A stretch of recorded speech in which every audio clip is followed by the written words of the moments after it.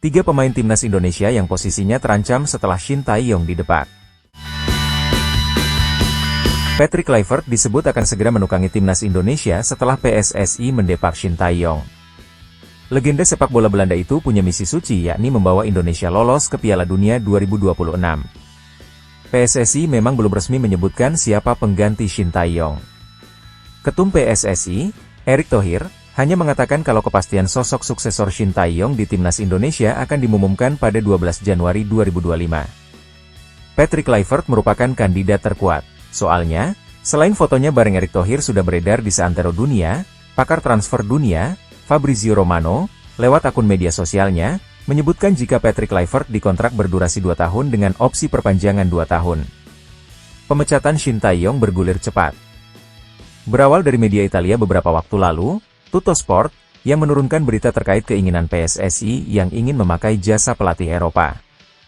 Pada Senin, 6 Januari 2025, siang WIB, Erick Thohir dan kawan-kawan langsung menggelar jumpa pers di Jakarta terkait pemakzulan Shin Tae-yong.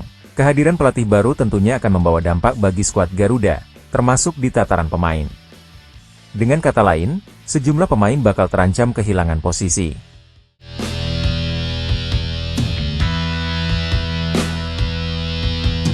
Adapun saat ini Indonesia berada di posisi ketiga klasemen sementara grup C putaran ketiga kualifikasi Piala Dunia 2026 zona Asia dengan torehan 6 poin hasil dari sekali menang, 3 kali bermain imbang, dan 2 kali kalah.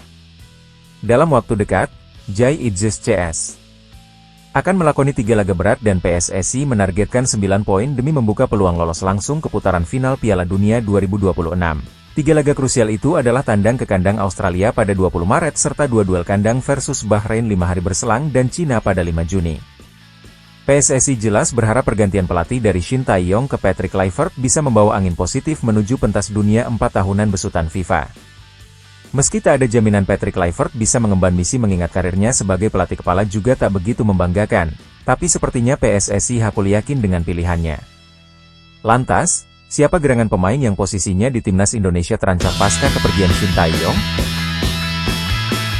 Rafael Struijk.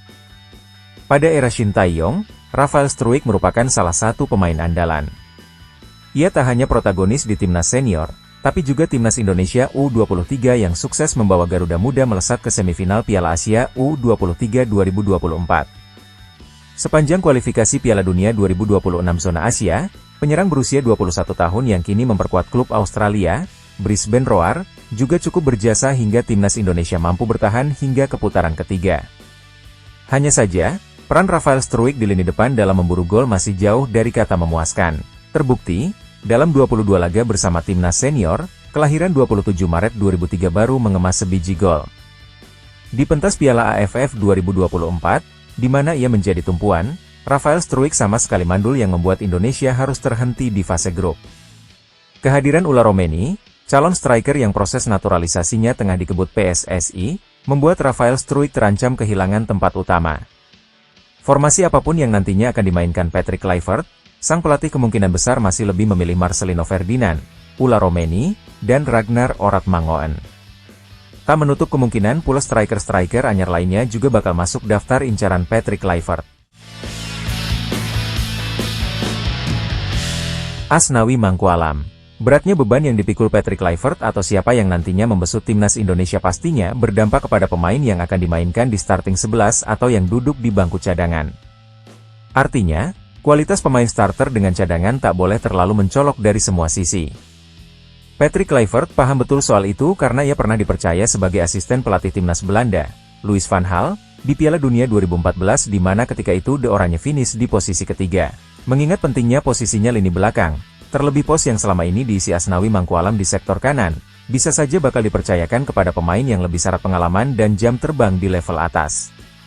Seperti diketahui, selain Ula Romeni, PSSI juga berencana menaturalisasi sejumlah pemain keturunan lainnya termasuk 3 pemain bertahan yaitu Tim Gepens, FC Emmen, Dion Marks, NEC Nijmegen, dan Mauresmo Hinoke, FC Dordrecht.